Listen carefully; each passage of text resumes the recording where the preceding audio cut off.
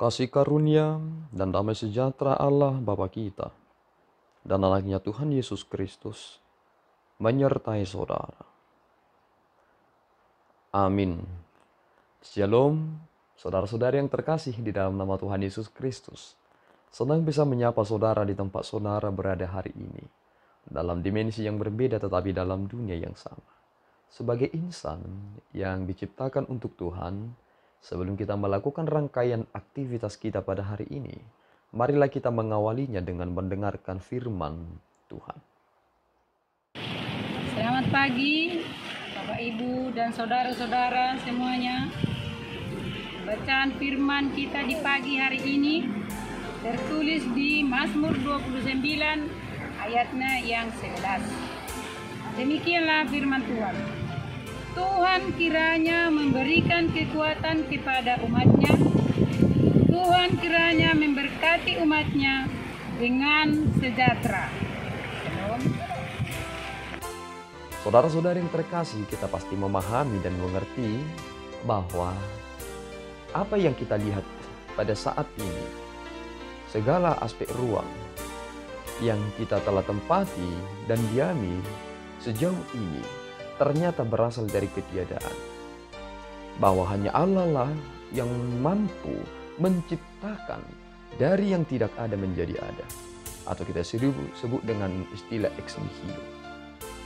Tetapi ada orang juga yang sering sekali meniadakan hal tersebut dengan prinsip-prinsip disiplin ilmu yang mereka pahami, seolah-olah bahwa dunia ini tercipta karena ketidaksengajaan. Tetapi sebenarnya yang kita pahami dan kita imani adalah Tuhan dengan sengaja menciptakan segala sesuatunya demi kebaikan dan kemuliaannya. Nah, ketika Tuhan menciptakan manusia, tentu ada hal yang absolut yang tersembunyi, dan itulah yang harus kita gumuli hingga saat ini. Berbeda sekali penciptaan manusia dengan ciptaan lainnya. Ketika kita memiliki kognitif, kita memiliki motorik, kita memiliki intuitif, ternyata binatang-binatang lainnya tidak memiliki itu. Mengapa Tuhan menciptakan manusia begitu sempurnanya? Ternyata ada satu hal yang kita harus hidupi, dan itulah pengertian yang sesungguhnya. Tuhan mengharapkan bahwa manusia itulah yang akan serta-merta memuliakan Dia sepanjang hidupnya. Maka saudaraku, sudahkah saudara memuliakan Tuhan ketika saudara bangun pagi hari ini? Apakah saudara berbahagia ketika mendapati setelah saudara bangun pagi pada hari ini, pencernaan saudara lancar? Apakah saudara mensyukuri itu dan berdoa? Nah, ketika kita memahami satu hal, bahwa ternyata nats yang kita dengarkan hari ini memiliki judul kebesaran Allah dalam badai.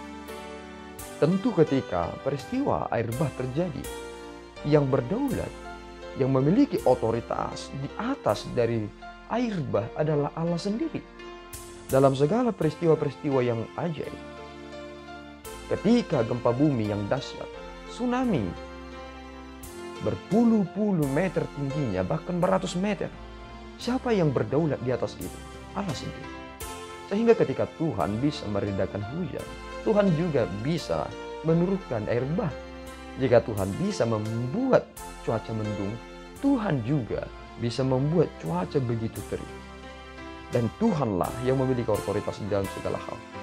Maka ketika kita memahami kebesaran Tuhan, maka tidak ada henti-hentinya kita untuk memuji dan memuliakan Dia. Tidak ada. Malahan kita akan terus memiliki rasa takut yang sungguh-sungguh dan benar bahwa Tuhan harus kita muliakan. Dan lihatlah bagaimana pemazmur, yakni Daud sendiri, menyatakan rasa keagungan itu kepada Allah. Ia berkata, Tuhan kiranya memberikan kekuatan kepada umatnya. Tuhan kiranya memberkati umatnya dengan sejahtera. Mengapa demikian?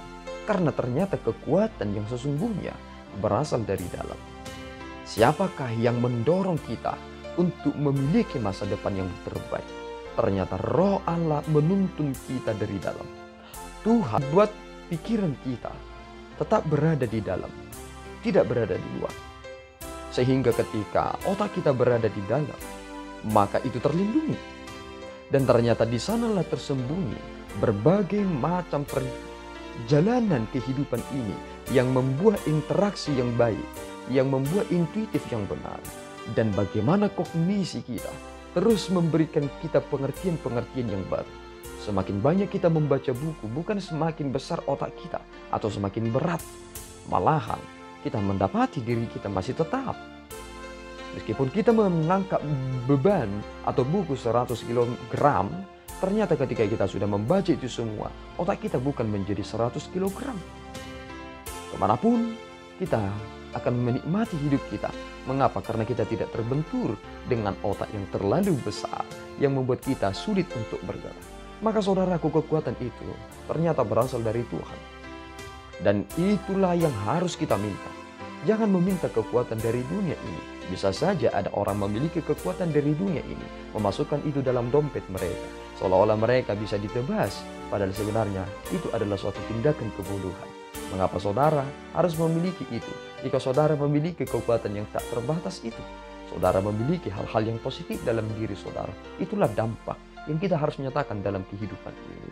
Dan hanya Tuhanlah yang mampu memberkati dan memberikan kesejahteraan itu. Maka terimalah berkat itu dari Tuhan. Jangan pernah tuntut berkat dari dunia ini jika saudara hanya akan menyisakan penderitaan dalam hidup saudara.